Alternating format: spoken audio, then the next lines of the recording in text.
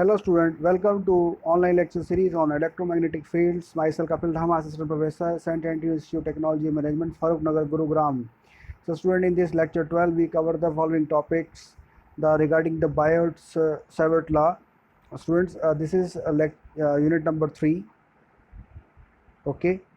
And we cover the following topics in Biot-Savart law: statement, mathematical representations, magnetic field intensity or magnetic field strength. What is magnetic field or magnetic field strength? Both are the same thing. Now we able to calculate the magnetic field of long straight line, which is infinite in nature and finite length. Also we calculate the magnetic field at the center of the circle and magnetic field at the axis of the center. So student Biot-Savart law statement and mathematical representation में जैसे कि आप दिखाएं आपको, तो ये इस diagram में आप जैसे कि देख रहे हैं कि डिफरेंशियल लेंथ रिस्पेक्ट में एक यूनिफॉर्म कंडक्टर के रिस्पेक्ट में जो आपका आइडियल करंट फ्लो हो रहा है, तो वो पॉइंट पी के रिस्पेक्ट में आपका थीटा एंगल बना रहा है. R is the distance between the differential length जो आपका लिखा हुआ है, तो जो आपकी मैग्नेटिक फील्ड है वो टुवर्ड्स द पॉइंट पी है. तो डिफरेंशियल लेंथ और differential current element I dl, okay. तो angle between the differential current element and the line joining the P point to the differential current element वो theta है. तो Biot Savart law allows us to obtain the differential magnetic field intensity GH produced at the point H. तो point P के ऊपर जो magnetic field produced हुई है differential length के द्वारा, जो कि थीटा एंगल बना रहा है विद रिस्पेक्ट टू R, तो due to differential element DL. तो इसको हम स्टेटमेंट से स्टूडेंट थोड़ा सा ऑब्जर्व कर सकते हैं कि that is it state that magnetic field intensity produce at a point P due to differential current element IDL is directly proportional to the produced of the current I and differential length DL. Also, the sign of the angle between the differential current element and the line joining the point P to the differential current element. It also inversely proportional to the square of the distance R between the point P and the differential current element. Now we talk about the mathematical representation of the Biot-Savart law. Student जैसे कि आप देख रहे हैं, तो DH जैसे कि अभी इसने स्टेटमेंट के द्वारा बताया कि it is directly proportional to I dl the current element and the sine theta divided by the inversely proportional to the square of the distance. तो if you remove the proportionality constant with respect to K, तो K की value 1/4 है, तो ये हम लिखेंगे DH is equal to I dl sine theta 4πr². तो ये हमारी इक्वेशन बन जाएगी, ओके. तो अगर हमें इसको वेक्टर फॉर्म में अगर रिप्रेजेंटेशन करना हो, तो स्टूडेंट हमें यहाँ पे एक यूनिट वेक्टर का रिप्रेजेंटेशन देना होगा. तो DL vector is in cross AR vector equal to DL AR sine theta. तो DL साइन थीटा हो गया, तो DL sine theta DL equal to A cross R. और यूनिट वेक्टर का जैसे आप देखते हैं कि फॉर्मूला हमने पहले ही पढ़ा हुआ है, R vector over R vector का मैग्नीट्यूड. तो substitute second equation in first equation, what we get DH equal to IDL cross AR 4πr². एंड जो AR वैल्यू है स्टूडेंट वो R vector divide by R magnitude है. तो R magnitude जो है अगर R² के साथ मल्टीप्लाई होगा तो you will get as 4πr³ in the denominator side. I hope कि आप समझ पा रहे होंगे. और मैथमेटिकल फॉर्म जो आपकी बन के आएगी वो ये निकल के आएगी. if you want to make the Biot-Savart law in the integral form, the equation will become as this formula, okay. This is the mathematical representation.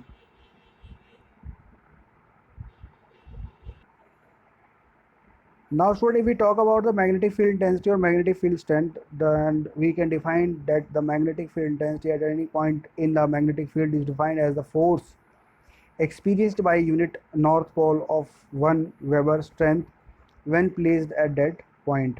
The unit of magnetic flux lines are measured in Weber. तो magnetic field strength की जो measured होती है वो Newton's पर weber होता है, या एम्पियर पर मीटर होता है. अगर हम मैग्नेटिक फील्ड इंटेंसिटी की बात करें तो स्टूडेंट वो H डिनोट करता है. DH is the differential magnetic field intensity, it is a vector quantity. और अब बात करें स्टूडेंट की magnetic field due to infinite straight long conductor में, तो इन्फिनाइट लॉन्ग स्ट्रेट कंडक्टर जैसे कि आप देख रहे हैं स्टूडेंट की इस डायग्राम के अंदर, ये हमारे पास एक स्ट्रेट लाइन कंडक्टर है. एक्स एक्सिस और वाई एक्सिस के रिस्पेक्टिव बात कर रहे हैं. एक P पॉइंट पे आप देख रहे हैं यहाँ पे स्टूडेंट, तो R12 यहाँ डिस्टेंस दिया हुआ है और AR12 इसका क्या है, यूनिट वेक्टर है.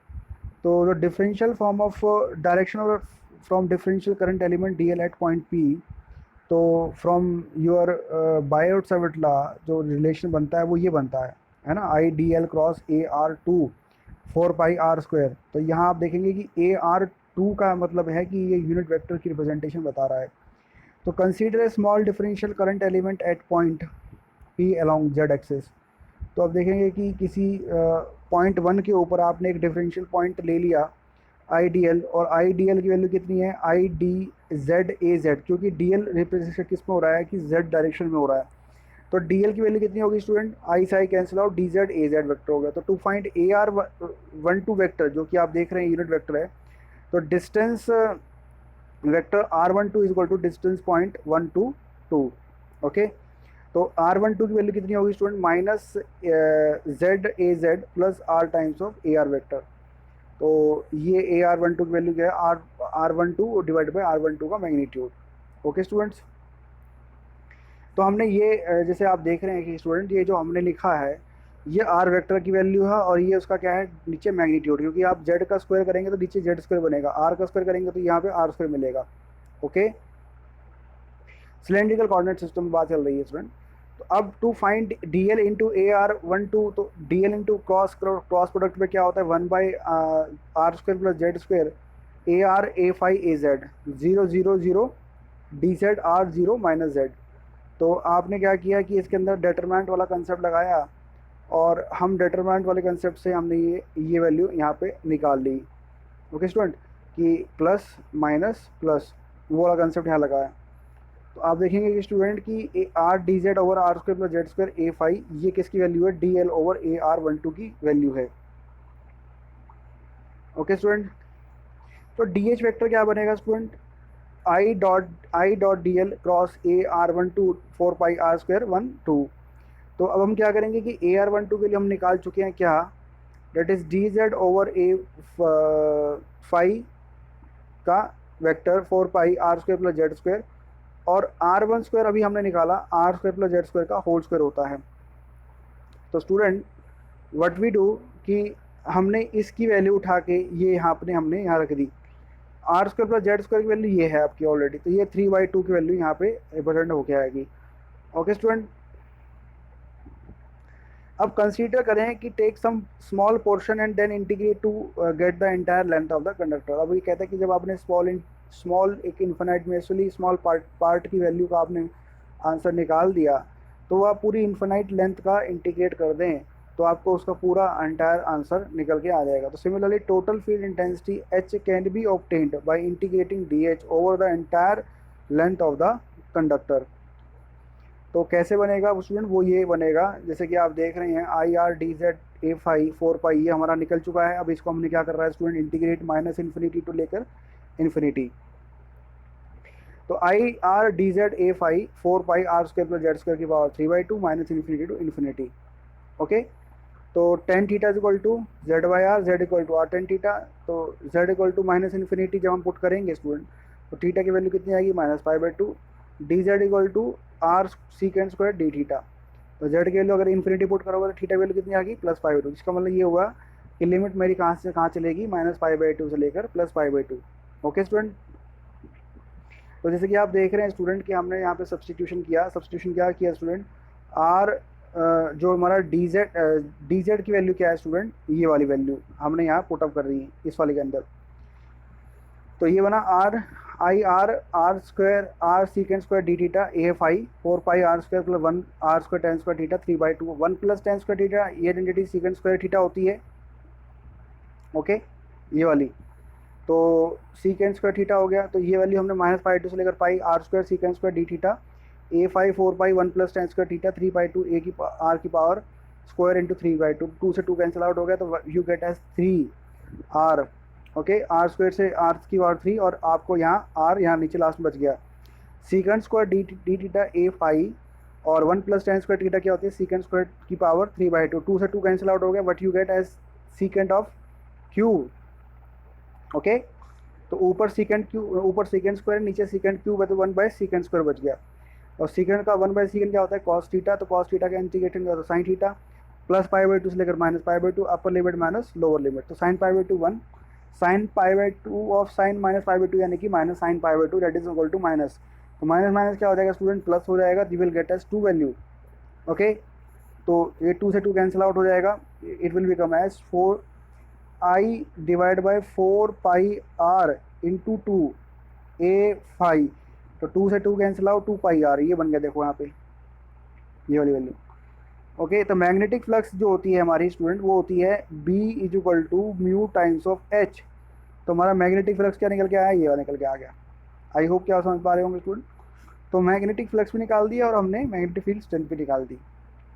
इसी तरीके से आप वो कहते हैं कि यदि मैग्नेटिक फील्ड अगर आपने निकालनी है स्ट्रेट लाइन कंडक्टर की जिसकी फाइनाइट लेंथ है, तो बस इसमें डिफरेंस यही होगा, सारा एंटायर काम सेम चलेगा जो अभी हमने इन्फिनिट में, limit are in the finite portion. तो जैसे कि आप देख रहे हैं स्टूडेंट कि ये सारा प्रोसेस बिल्कुल सेम टू सेम है। लिमिट हमारी जो चल जाएंगी वो चलेगी, देखिए कहाँ से, जेड इक्वल टू Z1 से लेकर जेड इक्वल टू Z2 से। तो ये हो सकता है कि मैथमेटिकल एक्सप्रेशन में आपको 1 से लेकर 2 या 1 से लेकर 100 या -5 से लेकर 200 कुछ भी हो सकता है, वो आपको दे सकता है। ठीक है स्टूडेंट्स, तो यहाँ देखिए अल्फ़ा और अल्फ़ा टू ये क्या है, ये आपकी लिमिट्स हैं जो नई बन के जो नई लिमिट्स आपको डिफाइन करेगा। तो हमने यहाँ पे अभी लिमिट्स कोई ऐसे कोई फाइनल वैल्यू नहीं ली है। तो alpha one and alpha two भी कैन बी एनीथिंग। तो sine alpha two minus sine alpha one over A5, ये हमारा लास्ट में ये जो फॉर्मूला बिल्कुल सेम है जो हमने अभी इन्फिनाइट लेंथ के लिए किया, और दोनों जो फॉर्मूलाज हैं वो हमारे से बिल्कुल सेम हैं। अब बात करें student magnetic field at the centre of a circle. तो सर्कल में जैसे कि आप देखेंगे यहाँ सेंटर ऑफ द सर्कल से हम मैग्नेटिक फील्ड की जो वैल्यू है वो निकालेंगे। तो ये आप देखेंगे DL की वैल्यू क्या है, IDL टेंजेंशियली लगेगा 0.2 पे। तो consider a current carrying conductor arrange in a circular form according to Biot Savart law, you have the formula and formula is representing in this formula.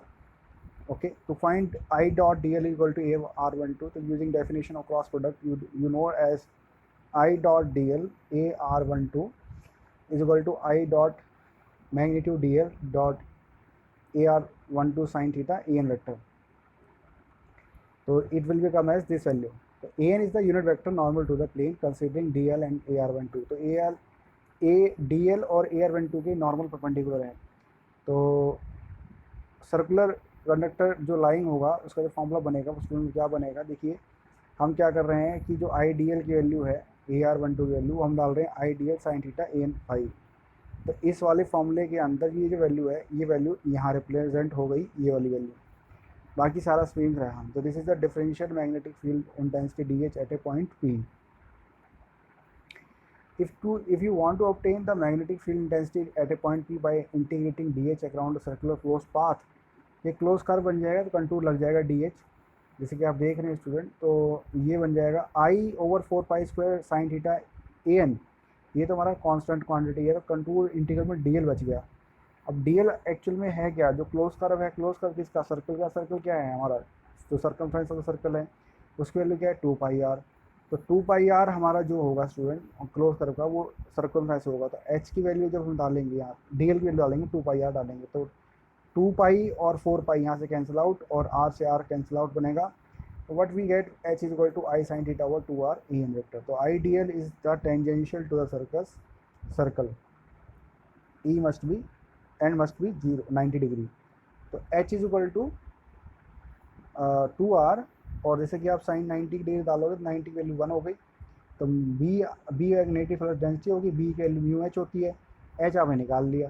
तो आपका दोनों की दोनों वैल्यूज़ यहाँ पे निकल के आ गई फॉर्मूले के according. Okay student, that is very easy.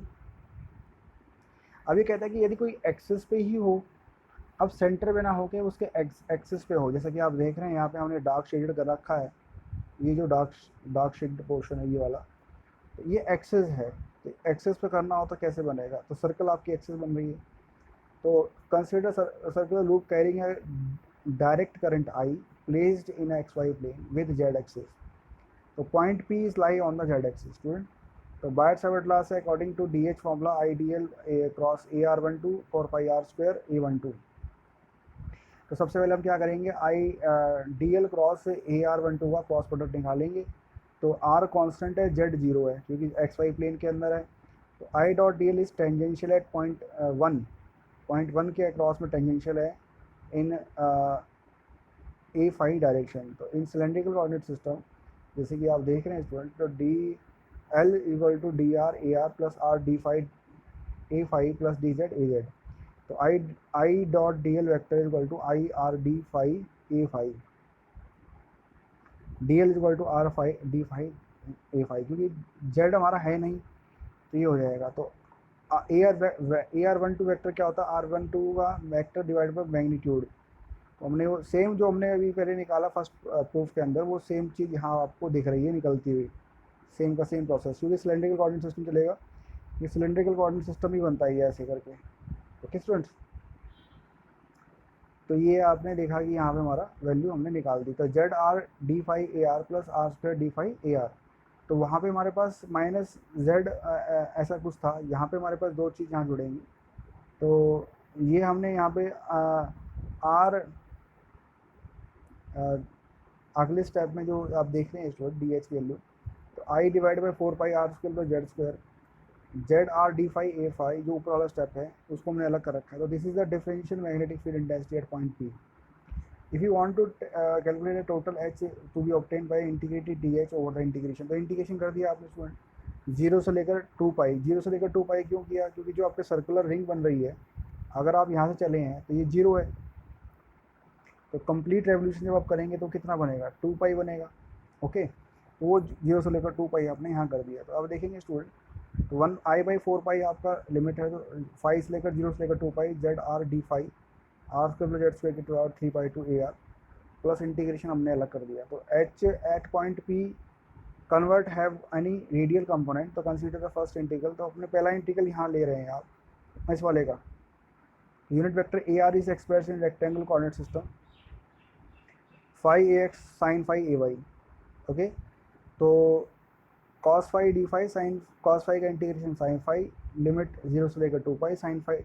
अब देखिए साइन टू पाई हो या साइन जीरो, आंसर क्या आएगा, जीरो आएगा।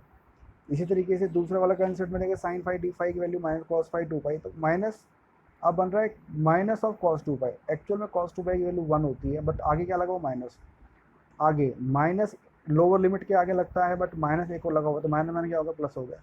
तो क्या होगा, कॉस जीरो, कॉस जीरो की वैल्यू कितनी होती है, वन, तो दोनों का आंसर कितना आ गया, जीरो आ गया। तो आप देख रहे हैं कि टोटल आंसर कितना आया हमारा, जीरो आंसर आया। अब वो कहता है सेकंड इंटीग्रल की बात करो। सेकंड इंटीग्रल माने इस वाले इंटीग्रल की, ये वाला इंटीग्रल जो है इसके लिए हमने निकाल दिया। तो सेकंड इंटीग्रल में जैसे कि आप देख रहे हैं student, I R square A Z over four pi are square plus Z square three पार टू फाइव से लेकर टू पाई। तो यहाँ देखेंगे I R square A Z four pi are square plus Z square three pi two pi, limit हमारी यहाँ two pi होगी student, zero. Okay, तो टू से टू कैंसिल आउट हो गया, पाई से पाई कैंसिल आउट हो गया, तो I R square over two R square plus Z square three बार टू ए जेड। तो आप देखेंगे तो एंटायर जो हमारा एच बनेगा